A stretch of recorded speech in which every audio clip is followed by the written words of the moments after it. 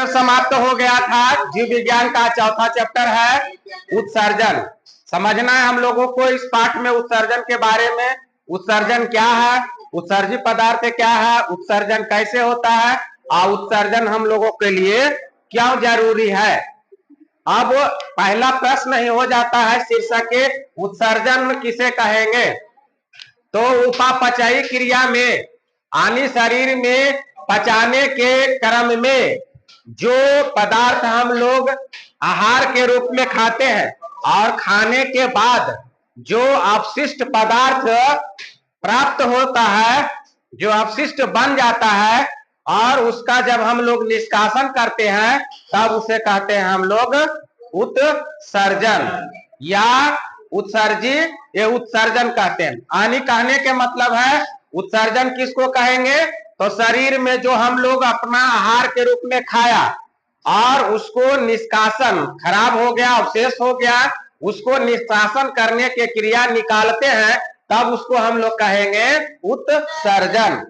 जैसे हम लोग भोजन किए, अपशिष्ट हुआ, पचा, पचने के बाद मल के रूप में बाहर किए तब हो गया उसका भोजन का उत्सर्जन। पानी पिए, पानी पीने के बाद, पानी पी लिए, पानी पीने के बाद हम लोग पेशाब कर दिए तब पानी का हो गया उत्सर्जन। कभी कभी हम लोगों को गर्मी में पसीना भी निकलता है तब वह कहलाता है उत्सर्जन।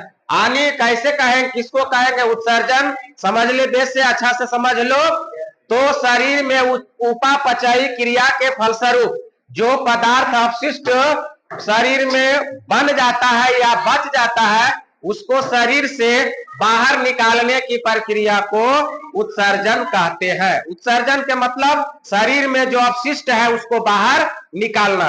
वही लिखे है जीवों के शरीर में उपापचयी क्रियाओं के फलस्वरूप उत्पन्न अपशिष्ट पदार्थ, जो उत्पन्न अपशिष्ट पदार्थ होता है जैसे कार्बन डाइऑक्साइड भी हम लोगों के उत्पन्न अपशिष्ट पदार्थ, उसको रखना नहीं है, तब वही जो उसका निष्कासन करते हैं तब उसको हम लोग कहेंगे उत्सर्जन।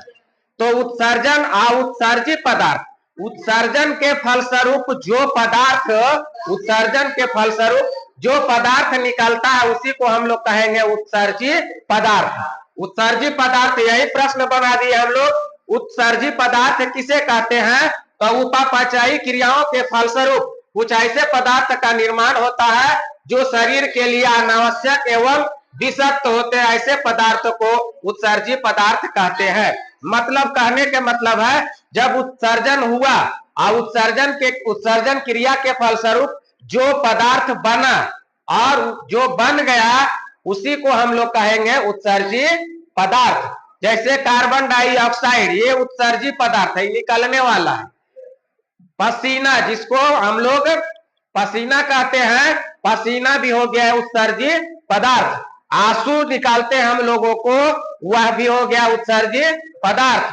पेशाब करते हैं, पेशाब हो गया उत्सर्जी पदार्थ। पैखाना हो गया उत्सर्जी पदार्थ। तो अगर कहा जाए 5 उत्सर्जी पदार्थों के नाम बतावे तो बतलाने में कोई दिक्कत है। जो शरीर में अनावश्यक पदार्थ उपापचयी क्रिया के फलस्वरूप बना और उसको निकालना पड़ता है, निकालना बहुत जरूरी है, वह विषाक्त हो जाता है। अगर नहीं निकलेगा तो हम रोगग्रस्त हो जाएंगे, बीमार हो जाएंगे, इसलिए उत्सर्जी पदार्थों को निकालना बहुत जरूरी हो जाता है। जंतुओं के शरीर में बनने वाला सबसे प्रमुख उत्सर्जी पदार्थ कौन है? सबसे उत्सर्जी पदार्थ जो प्रमुख है वह CO2 है। CO2 अर्थात कार्बन डाइऑक्साइड। अगला है मनुष्य में सबसे महत्वपूर्ण उत्सर्जी अंग कौन है? हमारे शरीर में जो उत्सर्जी पदार्थों को बाहर करता है वह कौन है? तो वह है वृक्क। वृक्क हम लोग जान चुके हैं पहले भी, अब है कि वृक्क क्या है।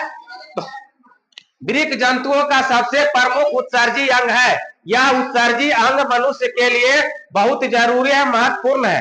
अगर यह वृक्क नहीं होवे, किडनी नहीं होवे तो हमारा शरीर संचालन सही ढंग से नहीं हो पाएगा। इसलिए कहता है वृक्क जो है जंतुओं का सबसे प्रमुख अंग है।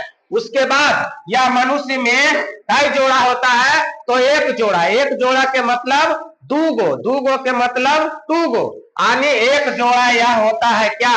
उसके बाद यह उदर गुहा के पृष्ठीय देह भित्ति से सटे हुए कशेरुकी दंड के दोनों ओर स्थित रहते हैं। यह देख रहे हैं यहाँ, यह जो रीढ़ की हड्डी है और इधर आने के बाद दोनों एक बाएं और एक दाएं होते हैं, यानी एक जोड़ा होता है अर्थात दो होता है।